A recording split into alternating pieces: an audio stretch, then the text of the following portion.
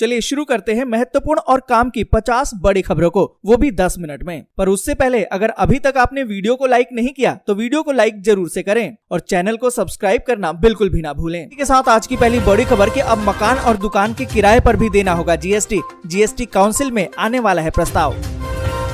केंद्र सरकार का बड़ा फैसला, देश की सुरक्षा को खतरा बता के ब्लॉक किए 22 यूट्यूब चैनल, 4 पाकिस्तान के भी शामिल।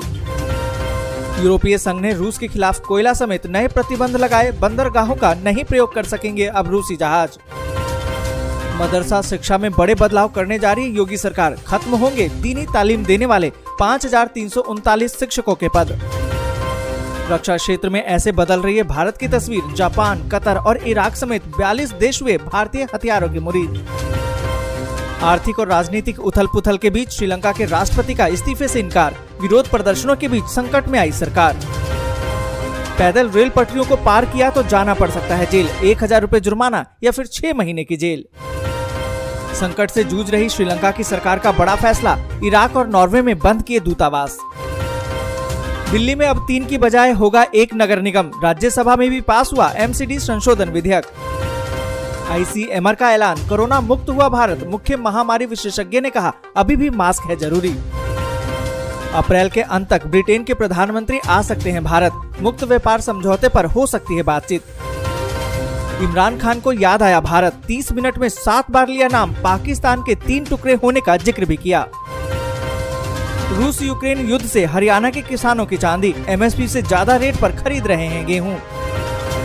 30 अप्रैल को लगेगा साल का पहला सूर्य ग्रहण, 1 घंटे तक होगा इसका असर। नवरात्र और रमजान पर महंगाई की मार, कुट्टू का आटा और सेवई भी हुई महंगी। सरकार का लोकसभा में जवाब, कोरोना की दवाओं पर 5% लगेगी जीएसटी। रेल से सफर करने वाले यात्रियों को लगेगा झटका, 50 रुपए तक महंगी हो सकती है रेल की टिकट। सोनिया गांधी ने कहा कि आगे का रास्ता और भी चुनौतीपूर्ण, कांग्रेस का फिर से मजबूत होना लोकतंत्र के लिए जरूरी। प्रधानमंत्री नरेंद्र मोदी से मिला जम्मू कश्मीर के उद्योगपतियों का प्रतिनिधिमंडल, ज्ञापन के माध्यम से मांगे रखी। तेजस्वी यादव और चिराग पासवान में बढ़ती नजदीकियों से बिहार में अब नई पॉलिटिकल केमिस्ट्री के संकेत। राजस्थान के करौली में 7 अप्रैल तक बढ़ाया गया कर्फ्यू। महंगाई की फिर से मार, पेट्रोल और डीजल के दाम में 80 पैसे प्रति लीटर का इजाफा। चीन में बीते 24 घंटे में कोरोना के 16,412 नए मामले, ये अब तक के सबसे ज्यादा मामले। बिहार में शराबबंदी के मद्देनजर अब पहली बार शराब पीने पर 2000 से लेकर 5000 रुपए देना होगा जुर्माना। ग्रैमी अवार्ड जीतने के लिए फाल्गुनी शाह को पीएम मोदी ने दी बधाई। यूपी के सीएम योगी आदित्यनाथ ने जनता दरबार में लोगों की समस्याएं सुनी। संजय राउत बोले भारत में श्रीलंका से खराब हो सकती है स्थिति। पंजाब के सीएम भगवंत मान ने एंटी गैंगस्टर टास्क फोर्स बनाने का दिया आदेश। चंडीगढ़ बनी रहेगी हरियाणा की राजधानी, विधानसभा में प्रस्ताव पारित।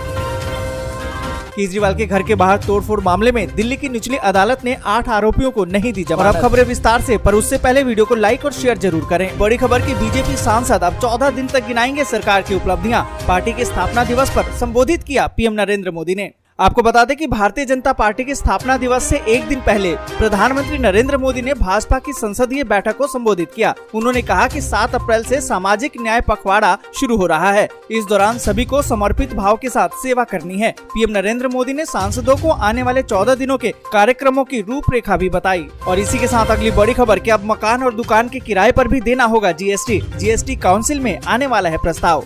आपको बता दें कि अब मकान और दुकान के किराए पर भी वस्तु और सेवा कर यानी कि जीएसटी का भुगतान करना होगा। आगामी दिनों में होने वाली जीएसटी काउंसिल में ये प्रस्ताव लाया जाएगा। ये मैसेज सोशल मीडिया में वायरल हो रहा है। इसमें कहा गया है कि वित्त मंत्री निर्मला सीतारमण अब मकान और दुकान के किराए पर भी जीएसटी लगाने का विचार कर रही हैं। मकान और दुकान के किराए पर 12% जीएसटी की खबर जैसे ही लोगों ने मोबाइल फोन पर देखी, उनके तो होश उड़ गए। पर यहाँ पर आपको बता दें कि जब सरकारी संस्था पीआईबी ने इसका फैक्ट चेक किया तो ये खबर फर्जी निकली। वित्त मंत्रालय ने साफ साफ कह दिया है कि मकान और दुकान पर जीएसटी लगाने का उनका कोई इरादा नहीं है। और इसी के साथ अगली बड़ी खबर की केंद्र सरकार का बड़ा फैसला, देश की सुरक्षा को खतरा बताकर ब्लॉक किए 22 यूट्यूब चैनल, 4 पाकिस्तान के भी शामिल। आपको बता दें कि केंद्र सरकार ने बड़ा फैसला लेते हुए 22 यूट्यूब चैनलों को भारत में प्रसारण पर रोक लगा दी है। इन चैनलों को तत्काल प्रभाव से ब्लॉक कर दिया गया है। केंद्रीय सूचना और प्रसारण मंत्रालय के आदेश पर ये कार्रवाई की गई है। IT नियम 2021 के तहत पहली बार 18 भारतीय YouTube समाचार चैनल ब्लॉक किए गए हैं। इसके अलावा 4 पाकिस्तानी YouTube चैनल को भी ब्लॉक कर दिया गया है। और इन सभी के साथ अगली बड़ी खबर की मदरसा शिक्षा में बड़े बदलाव करने जा रही है योगी सरकार। खत्म होंगे अब दीनी तालीम देने वाले 5339 शिक्षकों के पद। आपको बता दें कि उत्तर प्रदेश की योगी आदित्यनाथ सरकार अपने दूसरे कार्यकाल में मदरसा शिक्षा में कई बड़े बदलाव करने जा रही है। मदरसों में अब दीनी तालीम कम करके हिंदी, अंग्रेजी, विज्ञान, गणित और सामाजिक विज्ञान जैसे आधुनिक विषयों पर अधिक फोकस किया जाएगा। मदरसा बोर्ड के पाठ्यक्रम को सरकार ऐसा बनाने जा रही है जिससे कि यहाँ के छात्र भी दूसरे बोर्ड के छात्रों के साथ प्रतिस्पर्धा कर सकेंगे।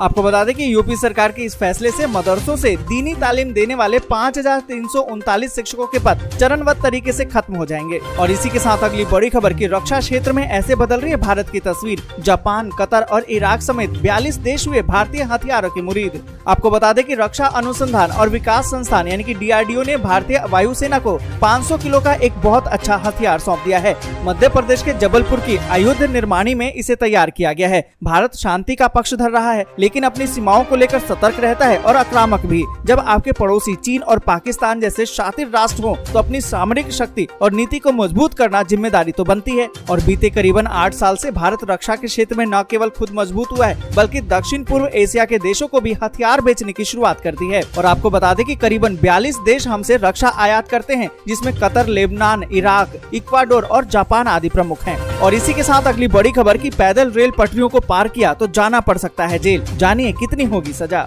आपको बता दें कि रेलवे सुरक्षा के मामले में सजग है। यही वजह है कि समय समय पर रेल यात्रियों या फिर रेल पटरियों से पैदल गुजरने वाले लोगों को जागरूक किया जाता है कि गलत तरीके से लोग अगर रेलवे लाइन को पार नहीं करे तो इसको लेकर अब अभियान भी चलाया जाता है। पर यहाँ पर आपको बता दें कि अब तो फिलहाल मंडलों को निर्देश भी दिए गए हैं कि पैदल रेल पटरियों से गुजरने वाले लोगों पर अब सख्त कार्रवाई की जाए जिससे लोगों को एक तो जागरूक हो और दूसरा रेल लाइन को पैदल पार न करें। इसको लेकर पहले से कानून है। रेलवे एक्ट की धारा 147 में गलत तरीके से अगर कोई ट्रैक पार करता है तो 1000 रुपए का जुर्माना या फिर 6 महीने का सजा का प्रावधान है। और इसी के साथ अगली बड़ी खबर के आर्थिक और राजनीतिक उथल पुथल के बीच श्रीलंका के राष्ट्रपति का इस्तीफे से इनकार। विरोध प्रदर्शनों के बीच संकट में आई सरकार। आपको बता दें कि देश में जारी आर्थिक और राजनीतिक संकट के बीच श्रीलंका के राष्ट्रपति गोटाबाया राजपक्षे ने मंगलवार को अपनी पार्टी के वरिष्ठ सदस्यों को बताया कि वो अपने पद से इस्तीफा नहीं देंगे। हालांकि संसद में बहुमत साबित करने वाली किसी भी पार्टी को वो सत्ता सौंपने के लिए तैयार हैं। और साथ ही आपको बता दें कि सरकार के खिलाफ लोगों के आक्रोश और आर्थिक संकट को देखते हुए रविवार को 26 कैबिनेट मंत्रियों ने इस्तीफा दे दिया। और इसी के साथ अगली बड़ी खबर कि दिल्ली में अब 3 की बजाय होगा एक ही नगर निगम।